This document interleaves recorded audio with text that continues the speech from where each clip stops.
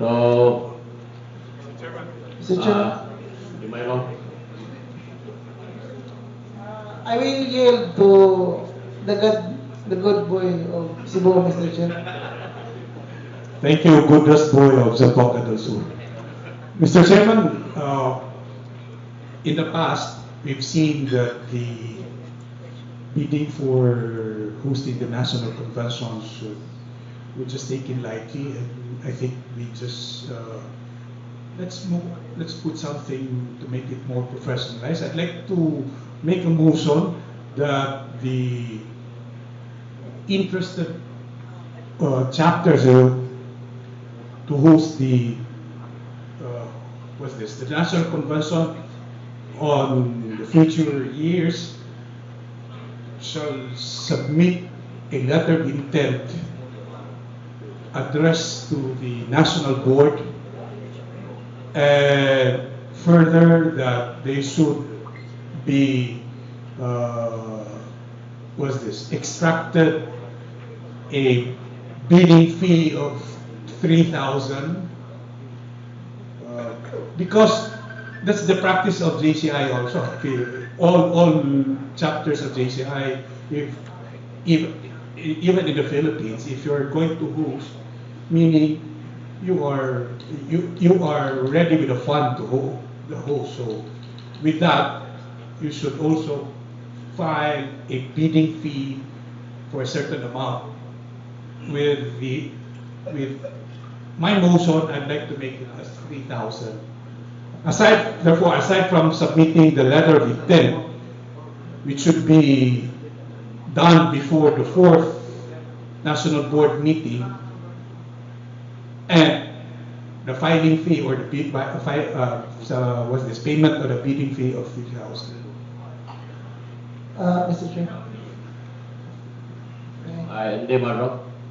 With the permission of the good boy of Cebu, Mr. Chair, we will make it more formal by way of passing a resolution, subject to style, Mr. Chair, that we will come up with the guidelines on that particular matter.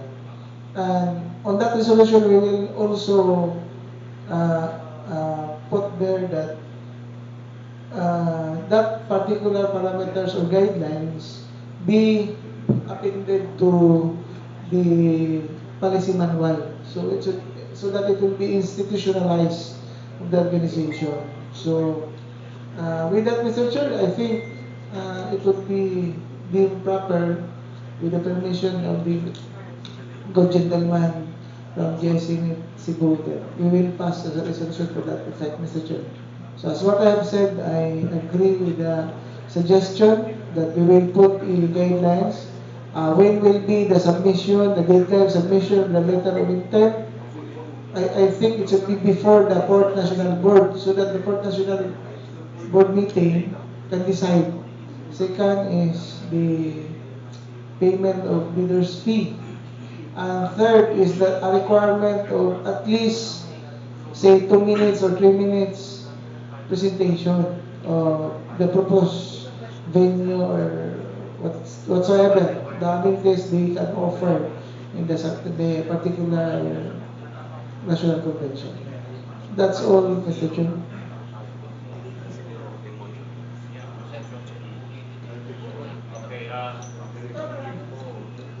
Okay, Mr. Chair, the motion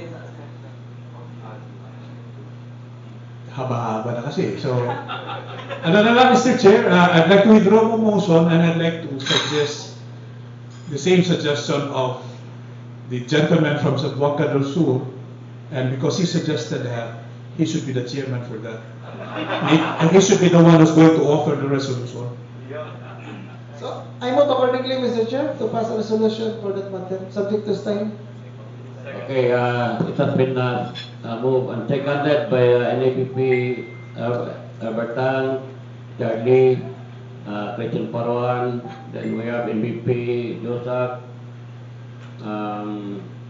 Darwin, Manobag, Bonnie, and Danny Hernandez, and then Attorney Kawili. So the motion hereby approved.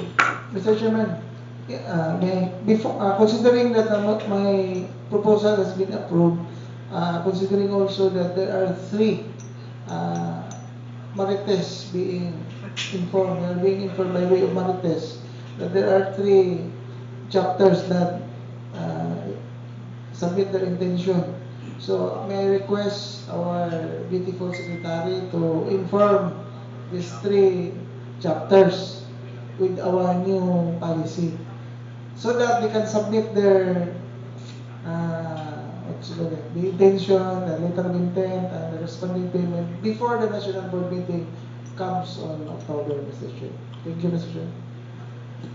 Okay, thank you, Edimado. Mr. Chair, one more point. What's this? National Director Christian here has a beautiful suggestion to that resolution.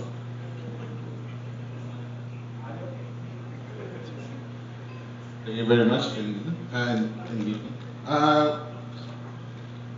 Mag-aamin sana ako ng motion kanina from the 3,000 pesos of filing fee. Itaas naman natin to 20,000 or 50,000 filing fee. Non-refundable? Non-refundable bidding fee. Pero as you know, as 20,000 pro, yan na may deductible sa 10%. Para may iwasan natin yung salitang lugi, hindi maibigay, kundi nakapag-pledge ka na in advance. Opo, that's how it is done, and that ganyan talaga dapat. No? So, kung the regular is 50,000 pesos. Pero hoping sa Senate could be as low as 20,000 minimum. And mababawi po yan during the national convention. At ito, we are senators now, may ipakita natin that we are damn serious of hosting a national convention. We're trained na, so 20,000 pesos is a very minimal fee na pwede pang gamitin ng future national president para sa cost of inspection. Doon ginagamit yon. And also, parang meron advance na rin sa 15% na fee for the national board, national organization. Starting. Additional to the ND Christian, tama naman. Elaborate ko lang. Kasi nangyayari ngayon sa atin, sa nag-host ng National Convention, hindi na nakapagbigay ng percentage.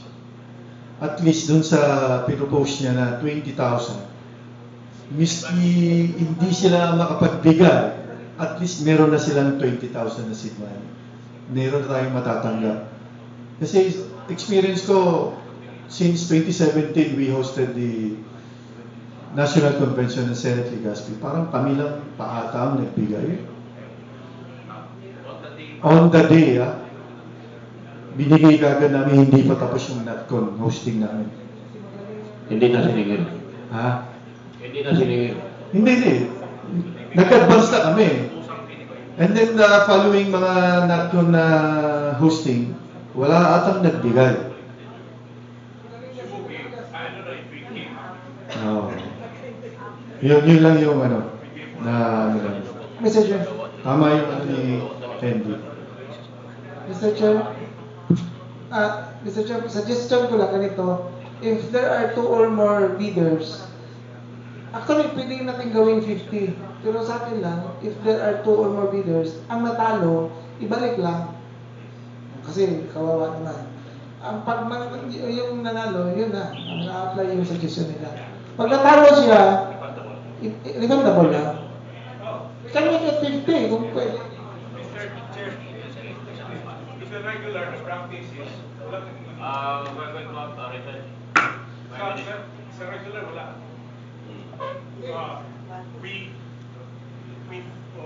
We got together with Iloilo. We lost. We gave 50,000.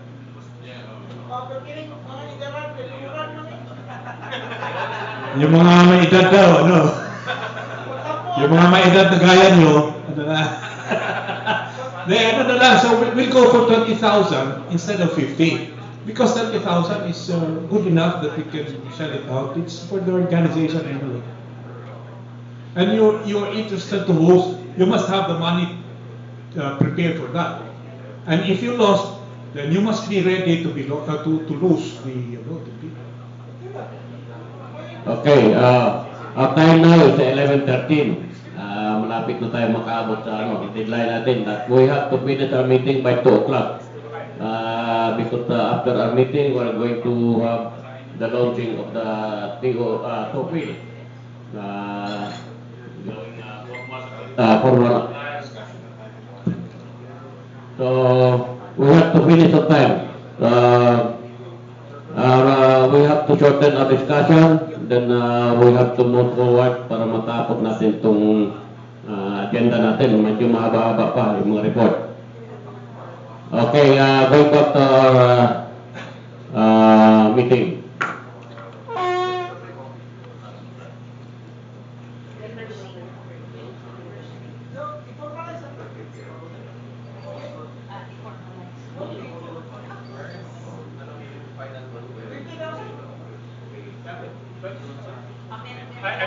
I move to we set the amount of 20,000.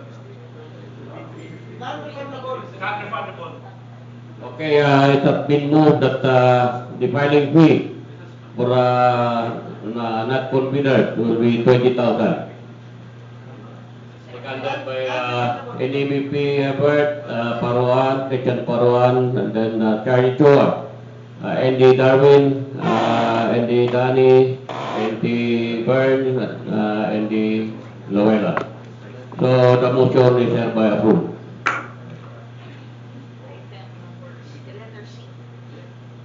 Letter G,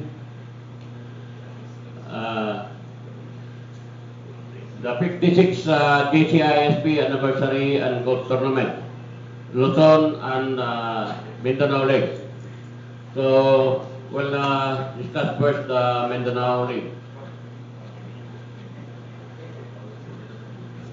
Thank you, Mr. Chair. Good morning, fellow national boards and fellow directors. With regards to the golf tournament Mindanao League, it will be held on September 14. That's a Saturday. We are targeting 140 players.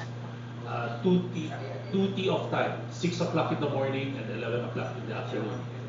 So, in Davao City. So everything is all set already. We are asking for the support of everyone in the solicitation of for the success of the activity. So we will be sending you the solicitation forms early Monday by next week. But as of now, we already have 200,000 worth of prizes for the Davao Leg NP. Okay, thank you, Entifer, for that report. Actually, Mindanao League is called the Chairman's Cup. Then the Luzon League is called the President's Cup. So the proceeds of these two golf tournament will be divided among the foundation and the national board. That is what we have agreed since the start of our term with Chairman Roberto na paghatian yung proceed, yung net income ng dalawang tournament. So kailangan natin ang support ng national board, ng mga members natin at saka yung mga senators sa all around the country. So, yun ang natin, because the proceed of this golf tournament, magagamit natin sa funding ng ating mga chapters natin, mga flagship project natin. So, for the Luzon League, and ABP, Herbert Tan will make the report. Yeah, good morning, fellow senators. Unfortunately, our national chairman for golf, Johnny Fetalbero, is not available today. So I will fill in his shoes. So for the Luzon leg, it's slated on September 6. It falls on a Friday in Hollow Ridge. Yan yung venue natin. We will have a target players of around 100. So for now, we already have available tickets in the Secretariat office, pegged at 4,000 each, the ticket. And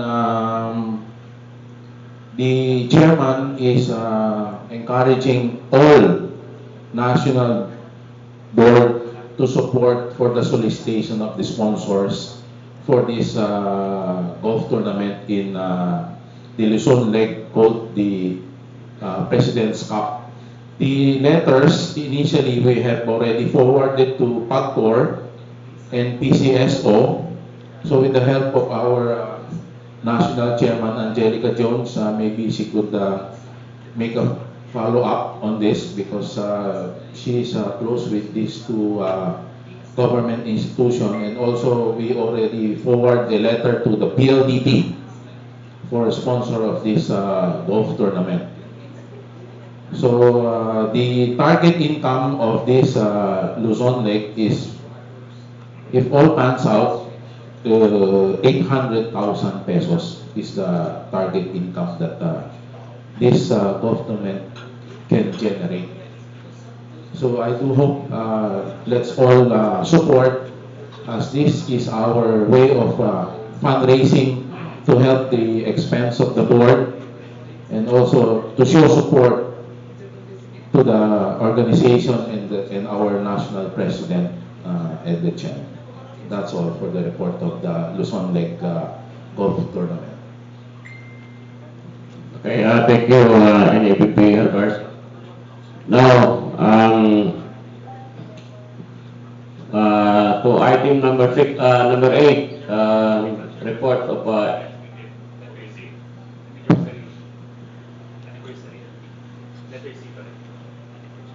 anniversary. Okay. With regards to item letter C, the 56th anniversary, it will also be held in Davao City on September 13. So 13.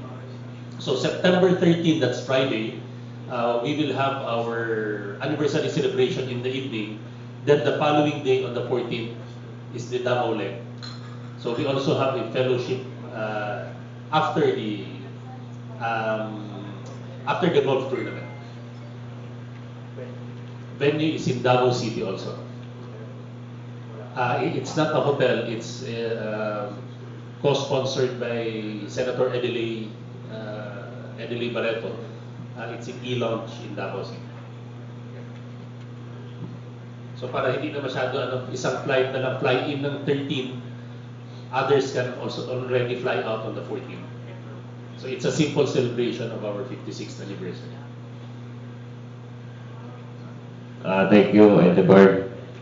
So, we'll go now to the next item, item number 8, reports of the Executive Committee. First, we'll go to the NBP from North Luzon, NBP Joseph Bautista.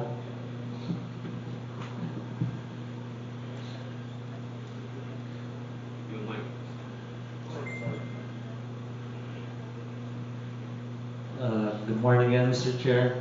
As reported earlier, we have created a new chapter in the region, Senate Cabanatuan, which was accepted earlier.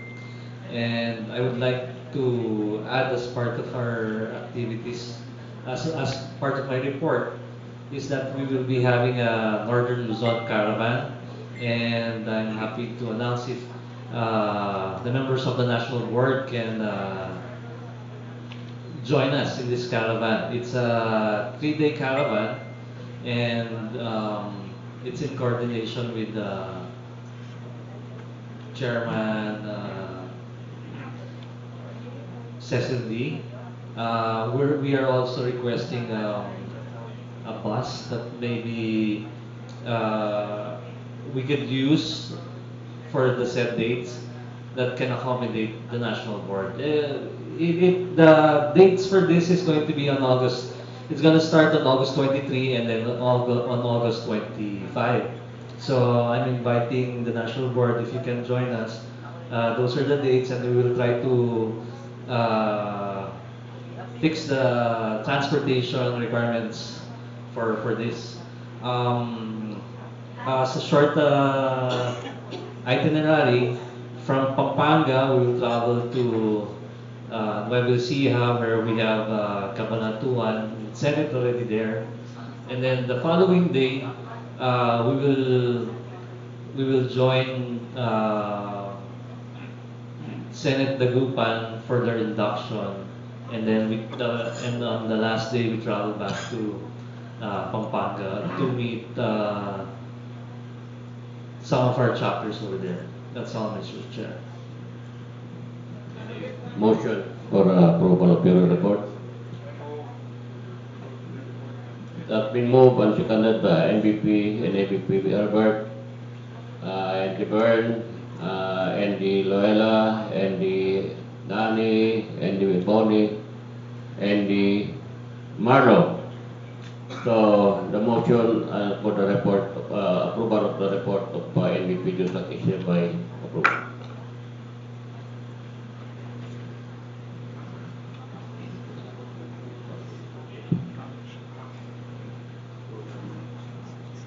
Okay, we'll now hear from NBP from Visayas. NBP Ernest Evangelista. Good afternoon, esteemed colleagues. Good morning, sir. Nothing much to report in Visayas because Visayas is well represented with chapters. If there's a JCI chapter, that area has a JCI Senate chapter. What I'm more concentrating on is increasing the numbers, especially on the foundation side. And we are working with all young graduates of the regulars to become senators. They're now trying to group themselves. In Bacolod and in Iloilo, they're doing it themselves. So, the thing with the Visayas, we cannot revive. There's no chapter to be revived because the only province or areas that there is no JCI senator because there is no JCI regular. So nothing to revive or to create. That's my report, Mr. Chairman. I solicit a motion for the adoption of my report. We move seconded that the report of NBP Ernest will be approved. Duly seconded. Then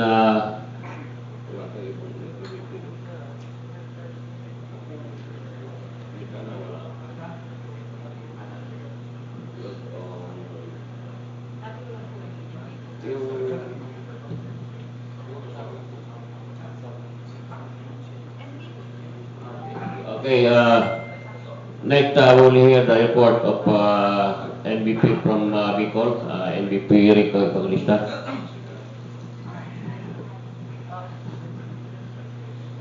Thank you, MP, and good morning, fellow national directors. Bali, not much to report, MP, but I've been talking to Lucena we will try to visit Marinduque because they have more or less very competent to be senators there. That's why I would welcome the move made by NSG, maybe how to onboard them as senators. Similarly, we've been talking also to Binyan because they have 5 wannabe senators on their chapters. Similarly with Daet, Legazpi, and Batangas. And also for Naga, we have 10 applicants for senator. But the problem is always they don't pass grading that's made as required by JCI Philippines. So if there's a move that can help them how to be onboarded or to be appointed as senators, that would be very welcome. And maybe one issue I would like to ask is how do we go around the retention of the existing members? Because for those paying in annual mode, maybe somebody from the Execo or from the Secretary can reach out and remind them as we are in the tailwind of our term. So most probably they will pay if there's an election again, but if there's no election, they will not pay. So I guess we should have a campaign for that one, I think. With that, I would like to submit my report. I move for the reduction of the report. It has been moved that the report of NBP Rico be approved. Seconded by NBP Herbert, Charlie, Jeffrey, then Andy, Marlo, Bonnie, Danny, and Noera. So the report of NBP Rico is hereby approved. So, since our National Direct Vice President for Loso, Metro Manila and Mindanao is not around, we'll now go to the report of the National Executive. National Treasurer, I mean. Thank you, Mr. Chair. Good morning, fellow directors. Can you turn to page 11 of the National Board Keep? As of today, this is the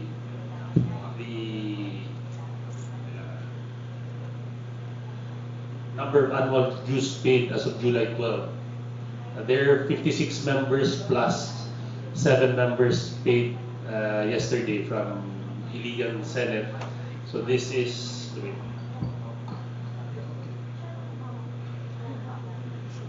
that's plus 9,400.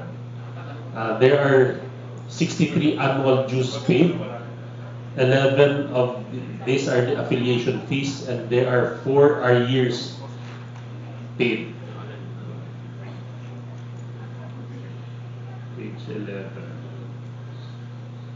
Okay, so I would like to encourage everyone, especially the NVPs, to really work closely with the with the club presidents to encourage members who are in arrears to pay their arrears. So it's 1,200 per year. For those who are in arrears, they are required to pay at least 2 years, amounting to 2,400. So apat pala ang nagbabayad as of July 12. And as of our listing, we have 551 senators who are in arrears. So kindly check the list in your areas, anong chapter yung malaki pa ang arrears. Okay. Then, page 12. If you can see our ending balance as of July 12, we have 77,467. In short, medyo hand to mouth ang budget natin ngayon sa National Board. So we have to work doubly hard for our members to pay. Plus, I encourage all directors also to support our souvenir program, which is shown in page 13 and 14. So as of July 12, our plan during the strategic planning is to generate 1.2 million in the souvenir program. As of July 12, we only have 389,000 pesos, or 33% of our plan. So malayo pa tayo sa 1.2 billion plan natin. So I hope by July 31, because July 31 will be the cutoff, because our target is on the anniversary, 56th anniversary of JCI-SP, which will be held in Davao. We will now distribute the souvenir program. So dapat by July 31, in na lahat ang mga for the souvenir program. So with that, Mr. Chair, I would like to request for the acceptance of my report. Okay. It has been moved for adoption, approval of the meeting report of Endeavor, seconded by NSB Mylene, ND Dani, Bonnie, and then NABP Herbert. So the report of Endeavor is hereby approved. Discussion, Mr. Chair. Okay lang, discussion. Mr. Chair, I remember pretty well that I made a motion, I made a request in the previous national board that we tweak the letter of the solicitation letter, sponsorship letter, that instead of a souvenir program, we do it as a support to the flagship project. So,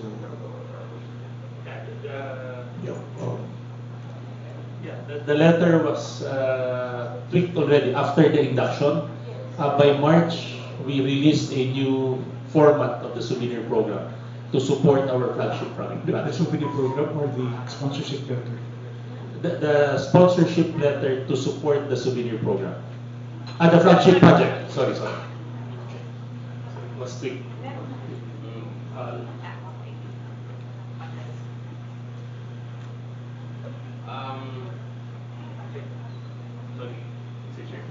I would like to add our national treasurer about the expected amount that from the foundation naibigay po na po sa second wala pa. So yung second quarter wala pa. So First quarter. third one. So who will follow up that amount? Siguro from dalawang treasurer.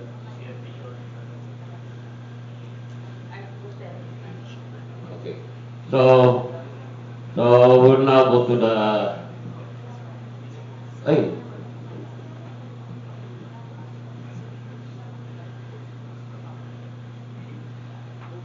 okay. At our national treasurer stated that our target for the several program is 1.2 million. So far, hindi pa tayo nangangalan natin. So I would like to appeal again to the national board na kung pwede to come up with that actually we just require 20,000 per member national director to help with our super program. Super program so that we could raise more money funds for the support of our flagship projects. So far, our flagship project to bill, may sponsor na sila. Then, sa natin, yung ibang project natin wala pa. So we have to come up with some amount para pwede natin silang mabigyan ng funding. So, again, fellow national directors, we still have a few months more left. It is for this term. So, kailangan natin ng more cooperation from your side, from your end. Thank you. So, we're going to have the report of the National Secretary General. Thank you, Mr. Chairman. So aside from, I would not report any of my attendances, but I would just like to focus on the things that were given to me as part of my added responsibilities. And number one is with regards to the partnership with the Security and Exchange Commission. I will leave the particulars of the report to our ND who was in charge to liaise with Securities and Exchange Commission, and that's Christian. But that was successfully turned over, no? So we had that signing and everything, and he will tell you more about the projects that we are going to undertake. And one of them is this paperless initiative of NP is actually connected with our SEC partnership. So number two is I would like to, since our national chairman for international, Agnes is not here, but our On2 World, Rhea is here. I would just like to reiterate, but again, I will defer it to her report later on. But I would like, sana if the directors can tell us in advance who are going to the World Congress, which will be held in Taoyuan, Taiwan, and that will be from October 29 to November 2. Because part of the reason why we need to know that is we're trying to come up with a more firm activity, because I heard, no, ND Darwin, medyo hindi naging clear yung sa Cambodia. So we don't want the same repeat, and I am coordinating directly with JCI to make sure that the people, senators who will attend the World Congress has a better, grasp of whatever activities there are. Bad news is, despite the fact that the registration is mataas na, no? It's about $550 US dollars.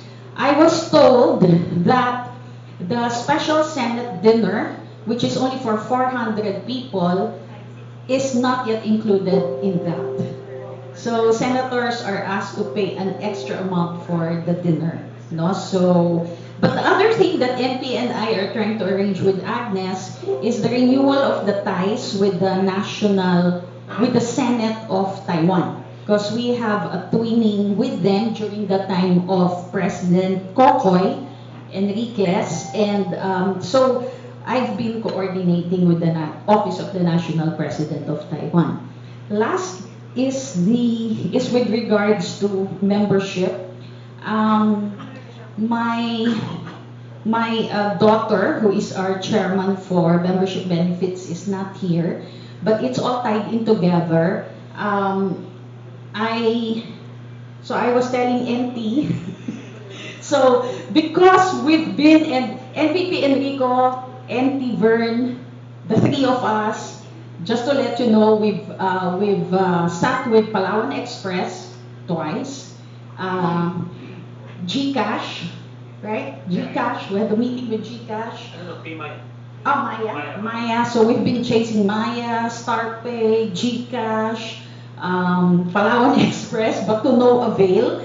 Kasi ang gusto po sana namin mangyari is our new ID is connected already to the payment platform. But none of them would like to print the card for us. So I already committed to NP that I will print the card. Yeah, so we will print the card because the card is necessary for our senators to avail of the privileges. Because Senator Alex Dairit is also the national chairman for membership benefits of regular. So she is, but sa kanila kasi, it's an app. It's an app. It's called JCI Edge. Okay, that's what they call it. So it's an app. But because we cannot afford the app, I said, let's just print a card, okay? So this is a little bit different than what's happening annually, because annually you have a card that's only good for that year. This one will still have the EDSA logo, but this is actually kind of permanent for the JGF people. And I am suggesting that this be tied up with the amnesty, so that if you take the amnesty, because that's 2 years, then you get the card. Yeah, and you get the benefits, no? So, like, I know that there's like a 10% to Mamalu's, things like that. That if you show your card, there are perks or discounts. El Carlos Flores, Senator Lulu said 10% if you show the card, no? So, things like that. Now, to tie in with that, as NT was saying, we have 400, at the beginning of the year, we have 455 senators